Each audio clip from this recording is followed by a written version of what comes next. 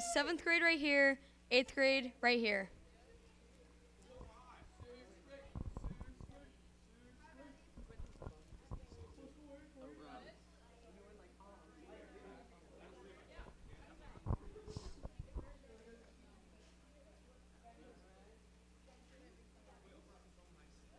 Wow, we have a big 6th grade group today.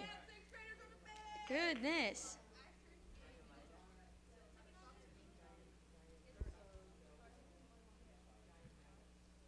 Okay, is everybody ready and with their groups?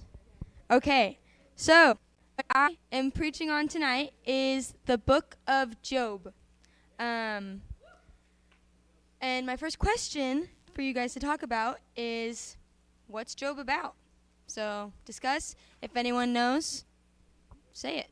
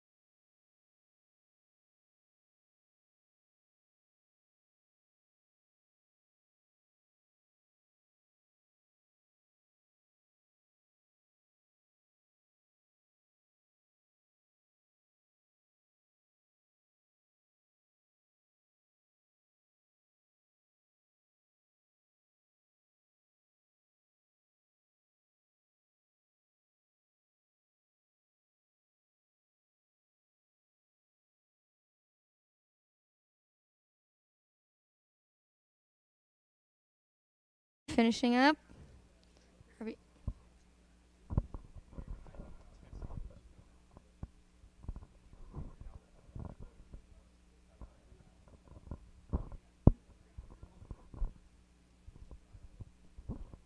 Is everybody done?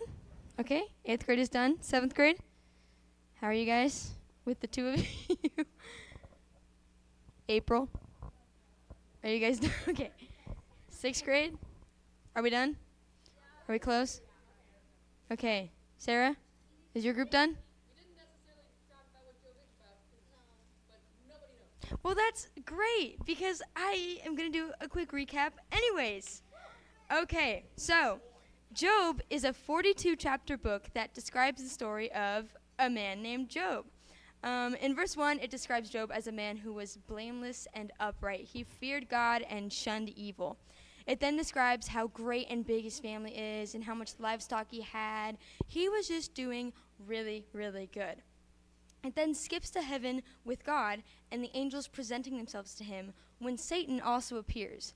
God turns to him and asks, and I quote, "Where have you come from?" To which Satan responds, and I quote again, "From roaming throughout the earth, going back and forth on it." He was just casually going on a stroll, you know.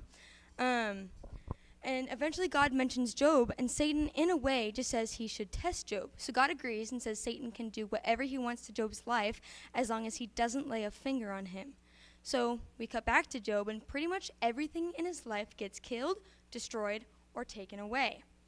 We then skip ahead to Job and his friends talking with each other about what happened after they grieved with him for 7 days and nights. Pretty much asking for advice or just asking why it happened, and his friends give him several answers like, "You sinned and God is punishing you," just stuff along those lines. And that makes Job a little upset, and he calls them miserable comforters. And then Job goes and confronts God and accuses God of his misfortune, arguing with him and demanding an answer. God then takes Job and interrogates him, showing how powerful he is. You skip ahead some more, and in the end, Job remains faithful, as he always did, and God blesses him with even more than he had to begin with. The end. So my first point from that story is comfort in fear. And I have another question for that one. And that question is, what does comfort look like to you, and what does fear look like to you? Discuss with your groups.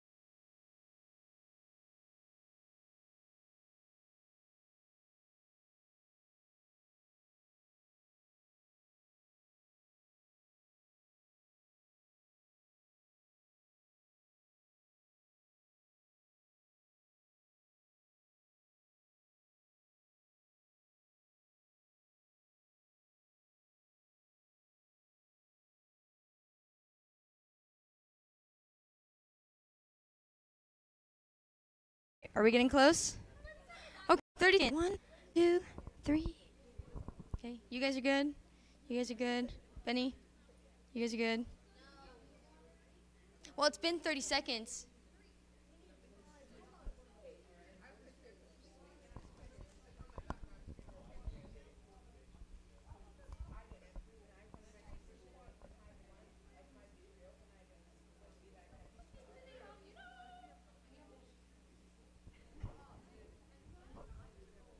Okay, I'm gonna start talking now, so you guys might want to finish up. 3, 2, 1. Oh, perfect. Okay. So comfort is a state of physical ease and freedom from pain or constraint. Comfort is a very popular theme in the book of Job. If you look up at the screen here, I just have some of the verses that mention the word comfort. So there's at least over 9 mentions of that word alone. So you're probably like, man, what a cute story. I bet it's just good to read with a nice cup of tea snuggled in a blanket. And the answer is no. This story is a good slap to the face, but it's something we all need to learn from because there's so much you can take from this book. Now you may be wondering, well, what do you mean by comfort in fear? Don't those kind of cancel each other out? And to that I say, maybe. In some contexts, yes. But what I mean is the fear of the Lord, as we are called to have. We fear God so that we don't have to fear anything else. In Psalm 31:19, it says, to fear God is to take refuge in him, to draw close to him. Those two may seem like opposing forces, as you typically run from the person you fear to your place of refuge. But when you think about it, your fear is not supposed to be about the judgment or punishment from God, but rather a fear of being distant from God, away, separated. And when you fear God, you don't have to fear God. People often think of it, actually, Cooper, I noticed this when you talked in your squad, how when you were talking about comfort, you were like when you're hugging your parents and stuff like that. And that's really ironic because what I wrote here is people often think of it as a child who has a lot of respect and love for his father and who just so badly wants to please him. The kid doesn't want to offend the one they love, not because they're afraid of torture or punishment, but because they're afraid of displeasing the one who is their source of security and love. Just like you guys want to be with your father, who is your security and love. When we see that this fear is a fear, not of being punished, but of not being with the Father, it changes how we think about God. And if you want to live this out in the way God intends, you have to know him. Our fear is then based on our knowledge of his love, mercy, and goodness. It's based on the fact that God is our heavenly Father, and it needs to be our desire to please him. My second point is human wisdom versus divine wisdom. And the question for that one is, what is something you have recently learned about God that you didn't know or realize before? Discuss.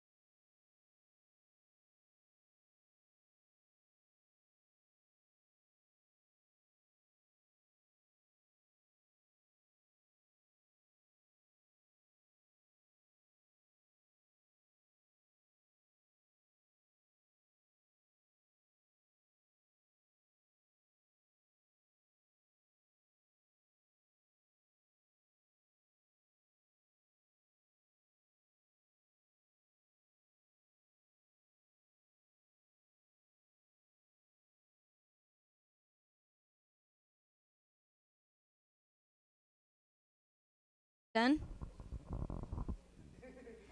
Are we getting close? All right, 8th grade is done. 7th grade, how are we feeling? Good? Benny? Good? Good. Okay.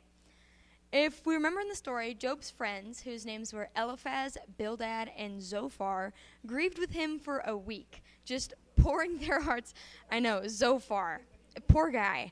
And then when they're all done, Job asks the simple question, why did this happen? And they all decide to chirp in. Have you guys ever had someone just give horrible advice? Like, plain awful, terrible, and then you ask them, why is that so bad? Or like, why don't you do that? And they just go, coach doesn't play. And you're like, clearly. So that was Job's friends, Eliphaz, Bildad, and Zophar. And they were telling him that he sinned and God is punishing him. He's a bad person. There must be some reason that this is happening to him. And they attempt to explain the unexplainable until God finally speaks. Human wisdom attempts to explain the unexplainable until finally divine wisdom, the one who knows all, decides to speak and confront them. Now, if you look at this beautiful whiteboard here, made by yours truly, thanks. So if you look, the red is the amount of times that wisdom and human wisdom and divine wisdom were mentioned in the book of Job. We have every chapter written, and all the red is every time wisdom is talked about. As you can see, this is kind of when God was like, let me speak to you for a moment. So, yeah, it's talked about quite a lot because it is a very big topic. And my iPad turned off. Okay. God speaks to Job and pulls him aside and pretty much interrogates him. Job 38:1 says, "Who is this that obscures my plans with words without knowledge? Brace yourself like a man. I will question you, and you shall answer me."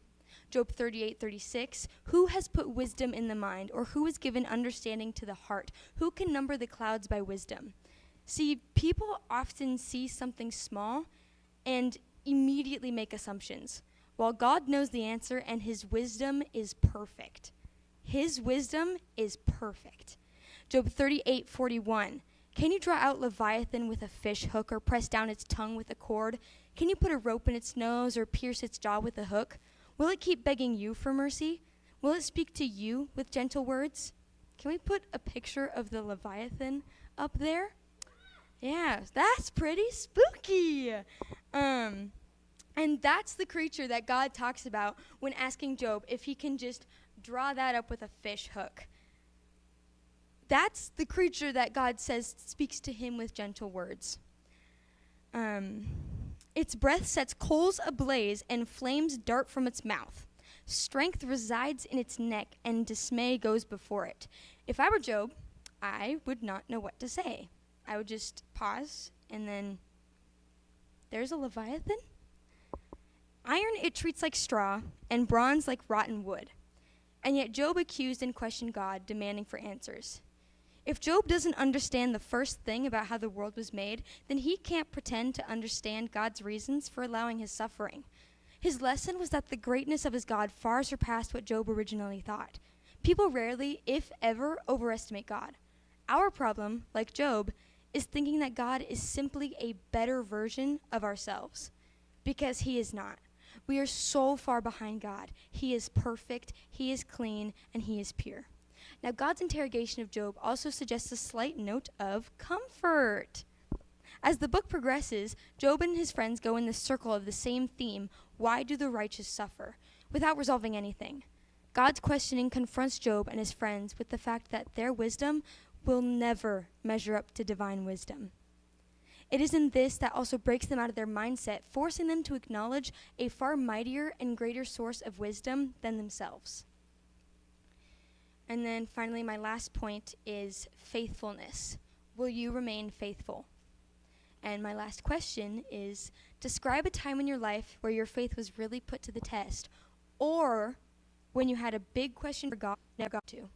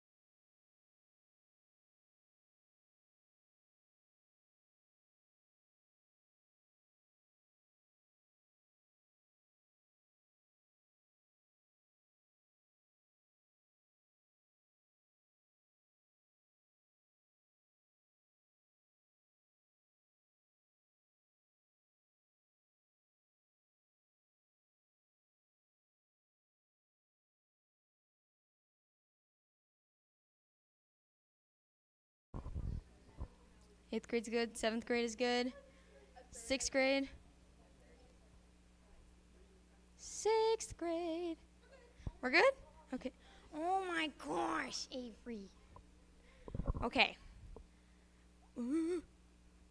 When Job hears about his children and possessions, he immediately responds by tearing his robes and shaving his head, which back then were traditional signs of mourning. He then falls to the ground, saying, "The Lord gave, and the Lord has taken away. Blessed be the name of the Lord." Then he refuses to curse God, even though his wife was telling him to, and he takes good and bad things from God's hand. Although Job can't seem to understand the contradiction between what he believes about God and the way God appears to be treating him.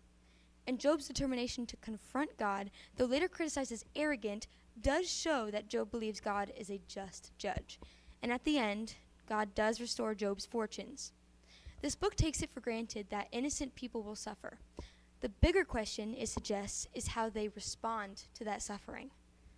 Small faith has a small God, but biblical faith believes in the God who created all, sustains all, and will transform all when Jesus returns.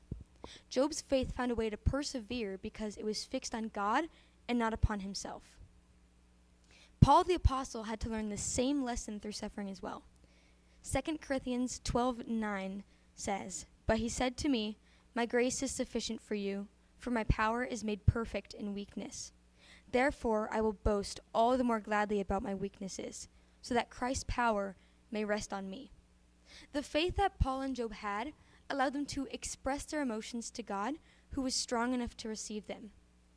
And strength in God builds a faith that can trust him, even in the darkest moments. Another thing that we know at the beginning of Job's story is that before he faced all those crises, Job practiced things that built a strong faith. Righteous living, faithful worship, praise. He did all these while he was healthy, happy, and rich. He was practicing acts of faith and working his faith so that when the storms came, his faith held fast. Soldiers train while there is no war so that they are ready for when the war does come. In the same way, we need to train and strengthen our faith while there is peace, so that when the storm comes, and it will, our faith will be fully functional and strong. Even though Job went through some serious stuff, accused God, questioned God, and just really struggled, he remained faithful. And that is what we are supposed to do, remain faithful, devoting ourselves to God even through the mystery. Towards the beginning, we see Job almost complain about God and how he always seems too far away to hear us, but too close for comfort. But when God speaks to Job, his response shows that while he does pay attention to his creation and is even present in the midst, he is far too great for his creatures to understand. And the appropriate response to this mystery is not protest, but worship. If God can be trusted with the vast and detailed universe, can't Job trust him with his own life? But doing so requires Job to accept that God's nature and ways are a mystery Job can never fully grasp. Now, how can we apply this? Read Job 38 through 42. Spend time with the Almighty. Pray for a stronger faith. Let's pray. Dear Jesus, I just pray for all the students in here, God. I pray that as they leave here today, they can come out with a better understanding of you, God, how powerful you are, how mighty you are, but how much you love us and how much you want us to be with you. And I pray that when troubles come and that when things just don't seem to be going right, that they can just remain faithful to you, God, and that they can see your hand reaching out for them. And I pray that we just have an amazing rest of our night and that we just get to go home just knowing more of you, God.